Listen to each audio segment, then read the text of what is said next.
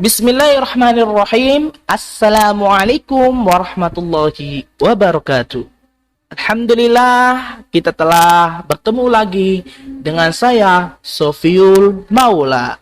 Nah, di sini saya ingin menjelaskan tentang pendekatan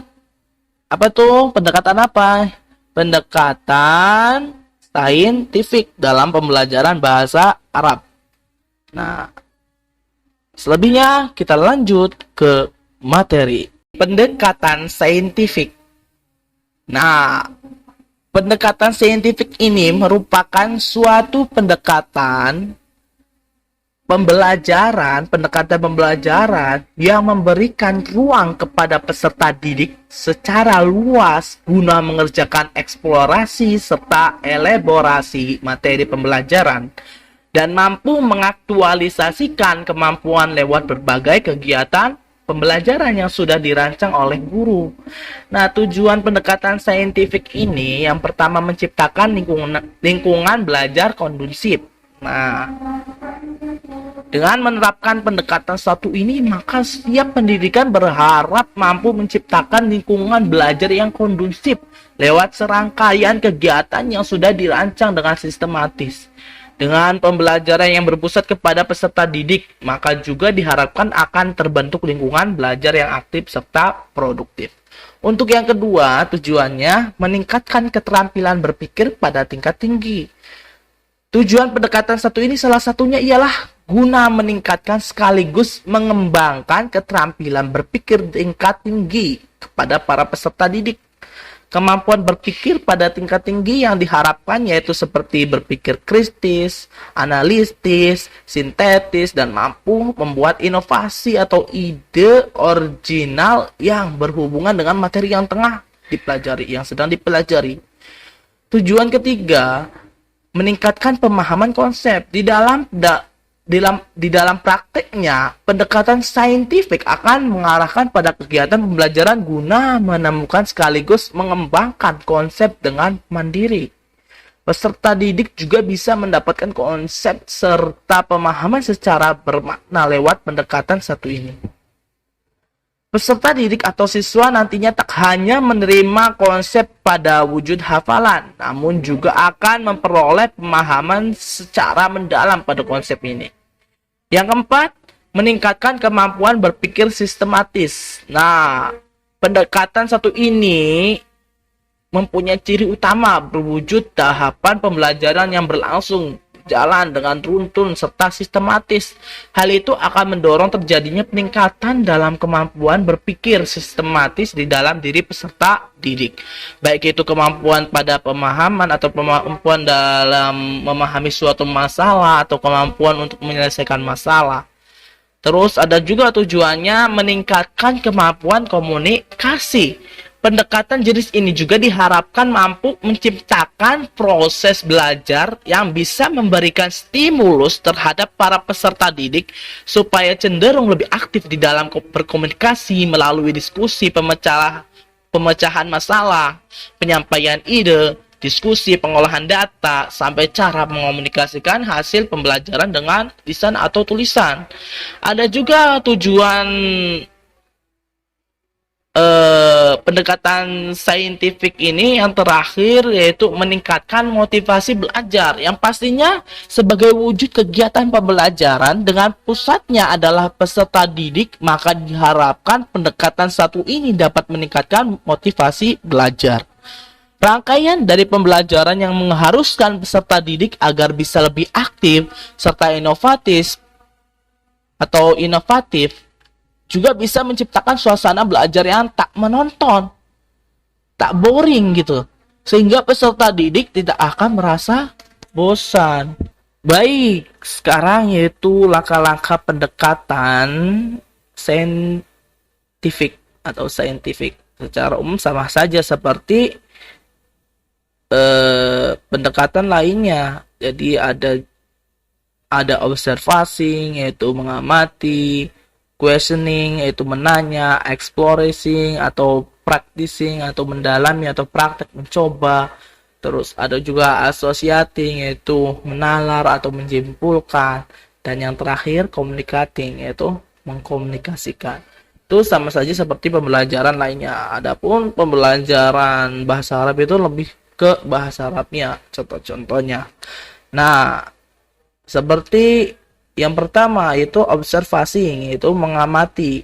Mengamati ini sama saja seperti melihat, membaca, mendengar, memperhatikan tayangan, itu sama saja mengamati. Nah, contohnya seperti halnya mungkin menyimak tayangan video pelaksanaan hiwar atau video-video cerita atau video lagu dan sebagainya yang berbahasa Arab. Terus yang kedua, mengamati gambar, perilaku, atau ruangan, atau peristiwa, dan lain-lain, baik secara individu atau kelompok di dalam atau di luar kelas. Nah, untuk yang kedua, yaitu tadi, questioning, yaitu menanya. Nah, menanya ini sama saja memberi umpan balik atau mengungkapkan. Nah, seperti melakukan tanya jawab tentang tema bahasa Arab atau judul bahasa Arab, misalkan Al-Lughah Al-Arabiyah. Nah, di situ pasti ada judul atau tema dari pertama atau tema kedua pertemuan, itu tema pertemuan. Jadi melakukan tanya jawab tentang tema pertemuan, atau melakukan tanya jawab tentang pekerjaan atau profesi, melakukan tanya jawab tentang pengalaman, melakukan tanya jawab tentang gambar, video yang tadi ditayangkan, dan lain sebagainya. Itu yang kedua, menanya atau questioning. Nah, untuk yang ketiga itu exploring or practicing, atau mendalami, praktek, atau mencoba. Itu ya yang ketiga. Nah, contohnya seperti mengeksplorasi atau praktek ini juga sama saja berpikir kritis gitu. Membuat siswa berpikir kritis, mendialogkan, mengeksperimen itu. Contohnya seperti mendiskusikan tentang bacaan, tentang tadi video, terus tentang atau gambar yang ditayangkan. Terus yang kedua, mengidentifikasi jenis pekerjaan, hobi, dan lain sebagainya, mendemonstrasikan hiwar, membaca, menulis, dan lain sebagainya, mencari referensi. Itu semuanya mengeksplorasi atau mempraktekkan, itu ya.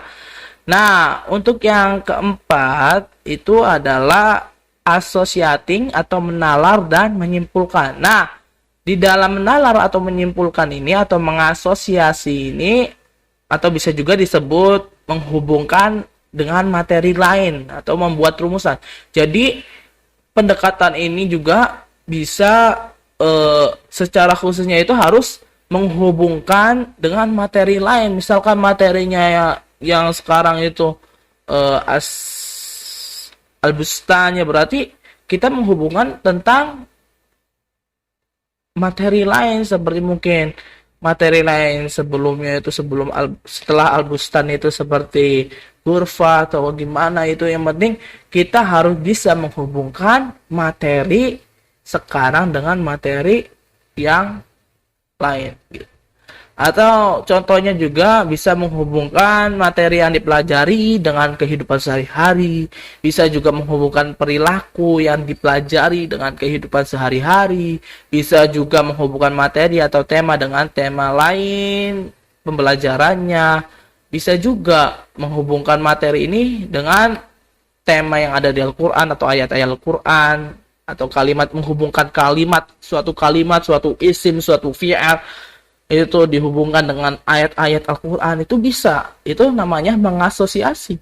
Ya, mengasosiasi, atau juga bisa itu disebut menalar atau menyimpulkan gitu ya. Nah, untuk yang terakhir yaitu communicating atau mengkomunikasikan. Nah, untuk mengkomunikasikan itu kita harus bisa mengkomunikasi, berbicara. Atau bisa juga arti dari komunikasi ini mempresentasikan, mendialogkan, atau menyimpulkan.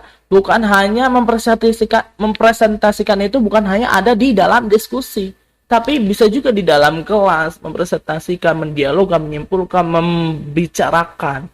Nah, contohnya itu menjelaskan isi bacaan, menjelaskan tentang isi video, menjelaskan tentang isi lagu, menjelaskan tentang isi gambar, menjelaskan aktivitas dalam kehidupan sehari-hari, menuangkan gagasan atau materi dalam bentuk gambar, tulisan, atau perbuatan, dan sebagainya. Itu termasuk mengkomunikasi. Mungkin langkah-langkah ini agak terlalu simpel ya. Jadi bisa juga kalian mencari referensi dari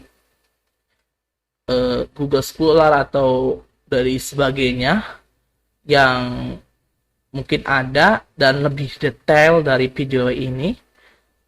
Saya ini di sini hanya ingin menjelaskan tentang secara klasifikasinya aja, secara simple, padat, dan insya Allah jelas gitu tentang pendekatan saintifik dalam pembelajaran bahasa Arab.